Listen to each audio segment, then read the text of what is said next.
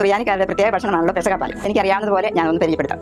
2 തേങ്ങ എടുത്ത് ചിരണ്ടിയെടുക്കുകയാണ്. എല്ലാം പ്രാർത്ഥിച്ചുകൊണ്ട് ചെയ്യുന്ന പതിവാണുള്ളത്. എൻ്റെ അമ്മേൻ്റെ ആശ്രയമേ.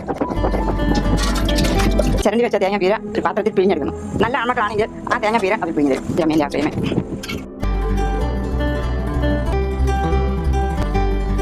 ശർക്കര പൊടിക്കുന്ന പണിയാണ്. ഇത്തിരി ചുക്കും ജീരകവും ഏലക്കായും എടുത്തു വയ്ക്കുന്നു. നന്നായി പൊടിച്ചു വയ്ക്കണം. പിഴിഞ്ഞ് വെച്ചിരിക്കുന്ന തേങ്ങ പൊടിച്ചു വെച്ച ശർക്കര എൻ്റെ അമ്മേൻ്റെ ആശ്രയമേ. ഈശോ മറിയ യോസേപ്പേ. ചെറിയ തീ കൊളുത്തി പാല് തകർന്ന് പോകാതിരിക്കാൻ സൂക്ഷിക്കണം. കാരണം എന്താണെന്ന് നിങ്ങൾക്കറിയാമോ? ഈ ശർക്കരയ്ക്കകത്ത് സോഡക്കാരുള്ളതുകൊണ്ട് പാല് ചിലപ്പോൾ പിഴിഞ്ഞു പോകും. പ്രാർത്ഥിച്ചുകൊണ്ട് പാളയം മുഴുവൻ അരിഞ്ഞു വയ്ക്കും. അല്പം അരി എടുത്ത് വറുത്ത് പൊടിച്ച് വയ്ക്കുന്നു. പാൽ ഇളക്കുന്നത് പൊതുവെ കുരിശിൻ്റെ ആകൃതിയിലാണ്.